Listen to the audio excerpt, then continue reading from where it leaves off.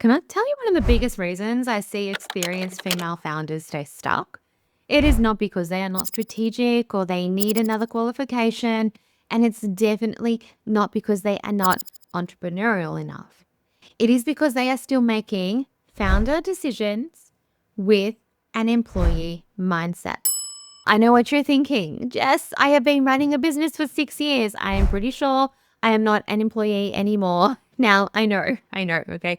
That is what everyone says, but stay with me because by the end of this video, you will recognize 3 employee patterns that I am willing to bet have followed you into running your business. And I promise at least one of them will have been influencing your pricing, your visibility, or your growth without even realizing it.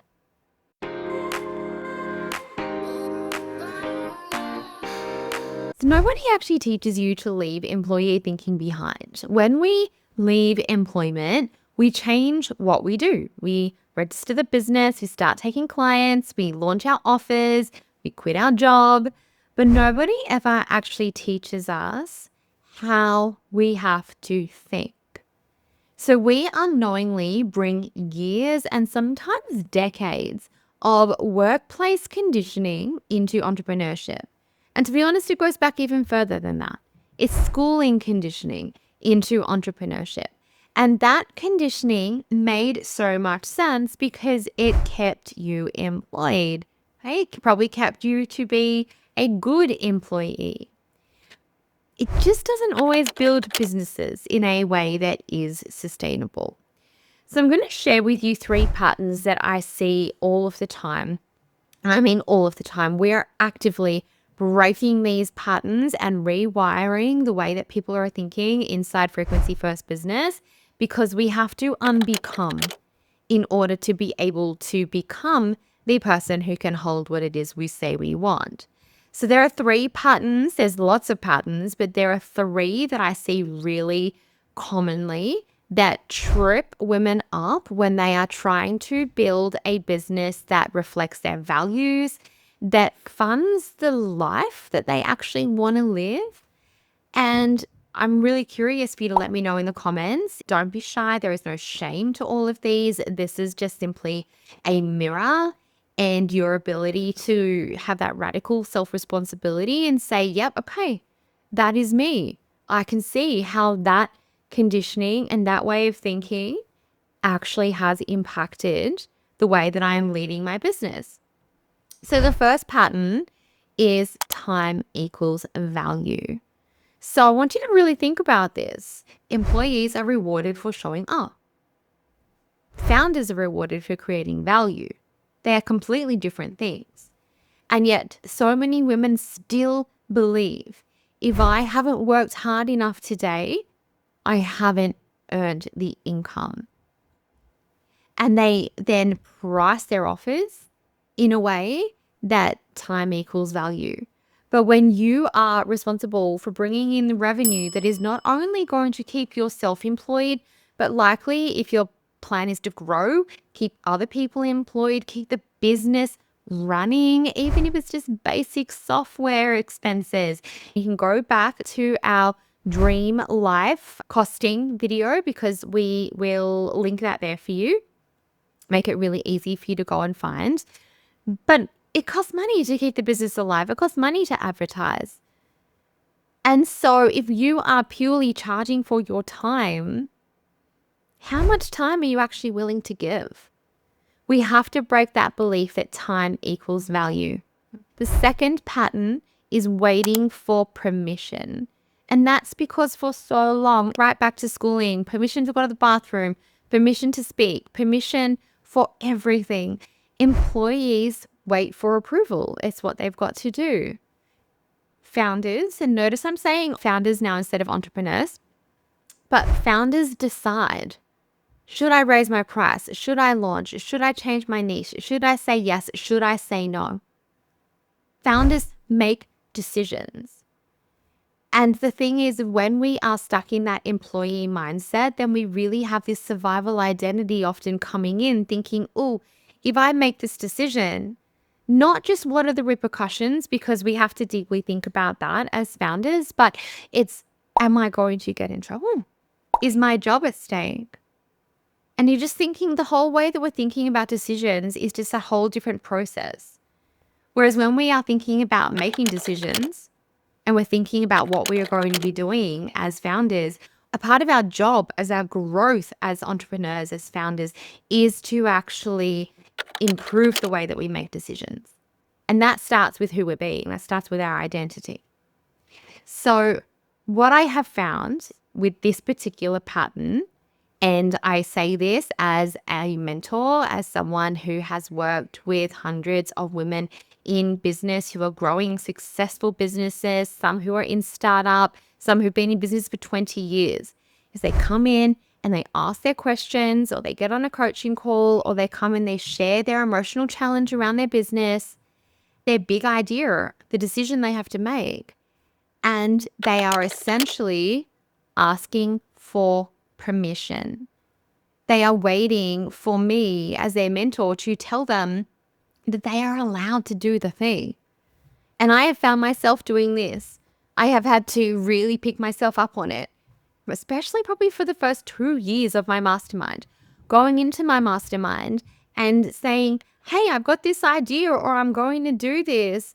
And it wasn't, what do you think?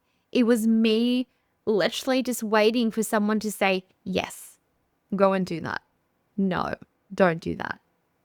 So that is one pattern that follows. It follows us around. It often has so many deep identity layers underneath it.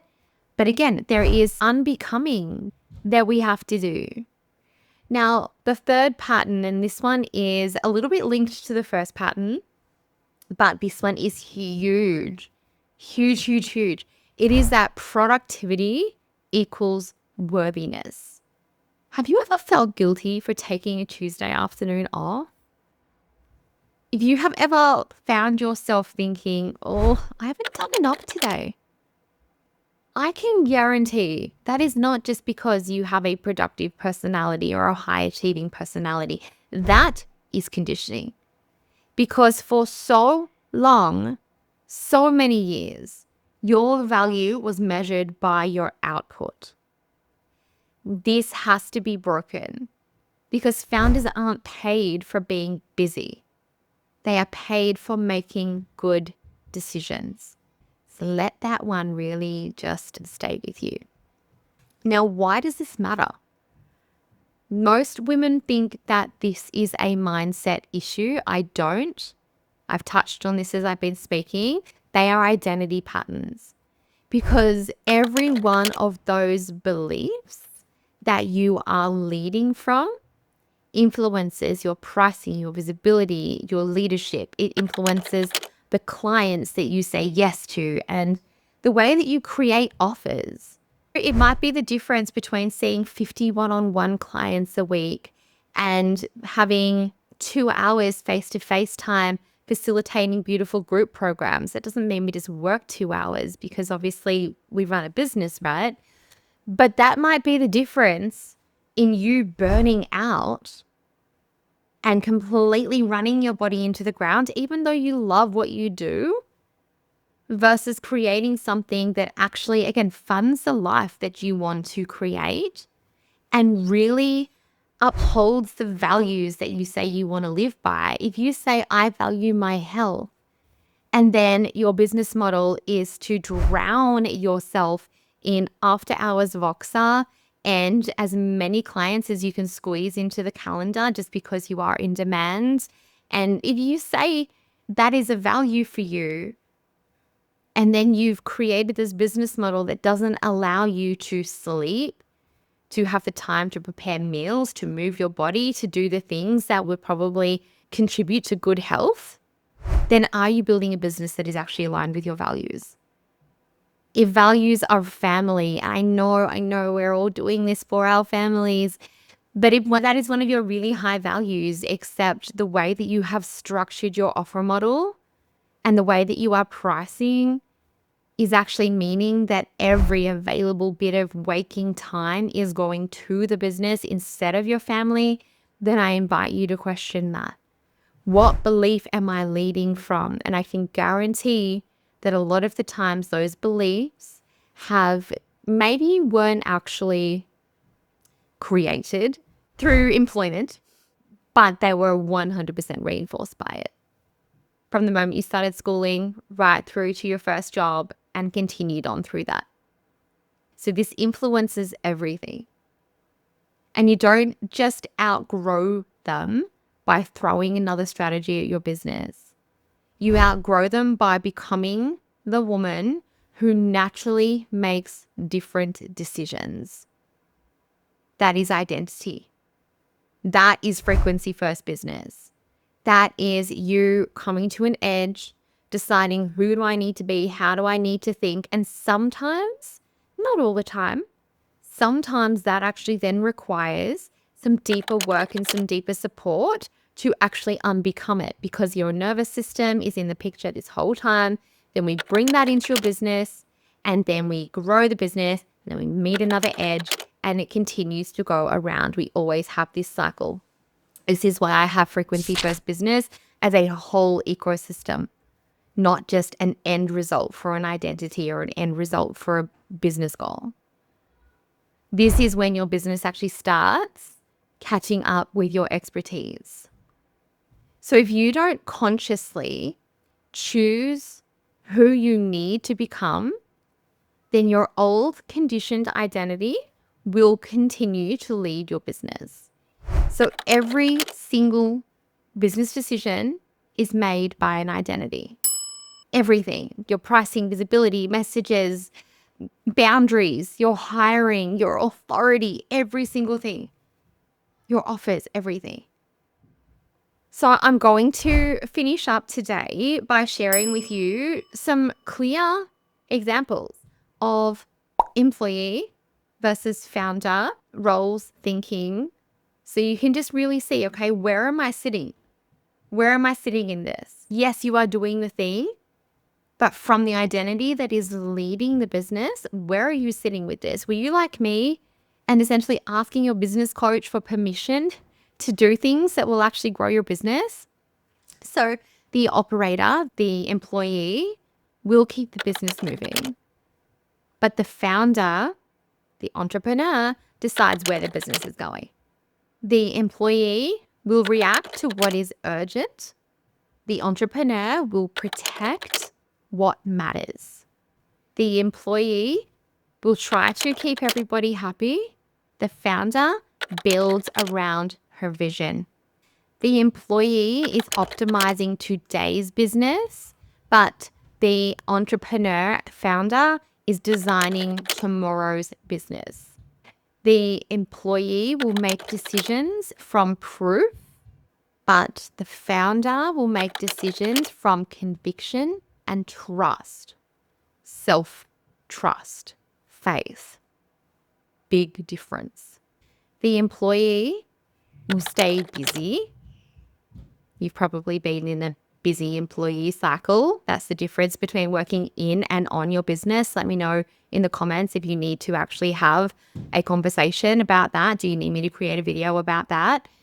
The entrepreneur will create leverage, leveraged time, leveraged energy, leveraged money.